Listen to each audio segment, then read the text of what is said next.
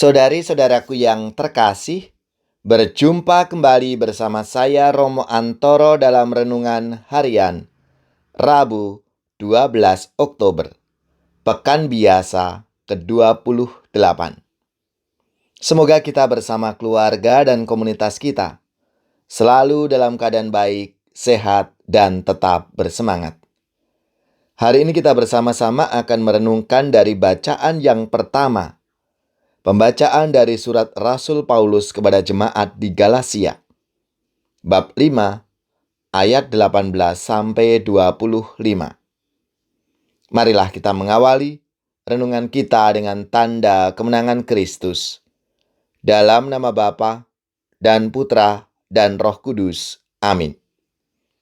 Saudara-saudara, kalau kalian membiarkan diri dibimbing oleh Roh, kalian tidak hidup di bawah hukum Taurat.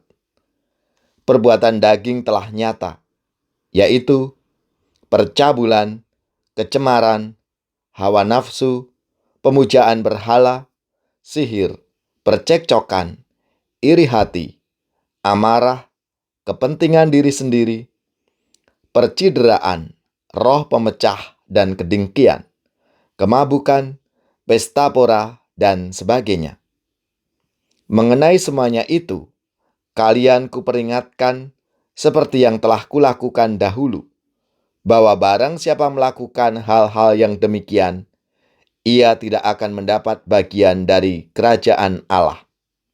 Sebaliknya, hasil roh ialah kasih, sukacita, damai sejahtera, kesabaran, kemurahan, kebaikan, kesetiaan, sikap lemah lembut, dan penguasaan diri. Tidak ada hukum yang menentang hal-hal itu. Barang siapa menjadi milik Kristus, ia telah menyalibkan daging dengan segala hawa nafsu dan keinginannya.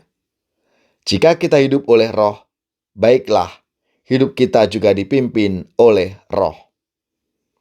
Demikianlah sabda Tuhan. Syukur kepada Allah. Saudari-saudaraku yang terkasih, dalam bacaan hari ini menyebut beberapa kali kata daging. Di sini daging juga menawarkan kenikmatan yang menggoda. Bentuknya berbagai macam antara lain hawa nafsu, percekcokan, iri, amarah, dan keegoisan. Semuanya mengejar kenikmatan diri. Apabila diikuti, kita akan menjadi hamba-hamba dari daging dan tidak dapat ambil bagian dalam kerajaan Allah.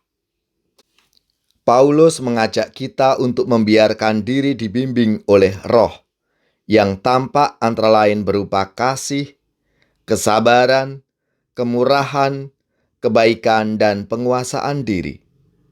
Sukacita yang diberikan oleh Roh berbeda dengan kepuasan yang diberikan oleh daging. Roh memberikan ketenangan dan kegembiraan ketika kita dapat memberikan diri. Sebaliknya, daging menginginkan untuk semakin mendapatkan lebih dan tidak pernah merasa puas. Kita tidak bisa lepas sama sekali dari daging, karena di dunia ini roh kita hidup dalam daging. Artinya, adalah godaan-godaan untuk iri, marah, dan mengikuti hawa nafsu selalu ada. Selama masih hidup, tidak ada tempat dan waktu yang bebas dari godaan-godaan. Maka Paulus menasihati kita semua untuk menyalibkan daging dengan segala macam bentuk nafsu dan keinginannya. Godaan-godaan selalu mengelilingi, namun kita diajak untuk tidak menurutinya.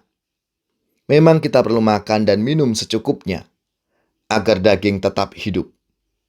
Namun, apabila kita menimbun untuk diri sendiri dan berpesta pora untuk kepuasan diri, berarti kita hidup menurut daging. Sedangkan berani untuk memberi dan berbagi adalah sarana untuk menyalibkan daging. Kasih pasti lemah lembut, kasih pasti memaafkan, kasih pasti murah hati, kasihmu kasih-Mu Tuhan. Ajarilah kami ini saling mengasihi. Ajarilah kami ini saling mengampuni.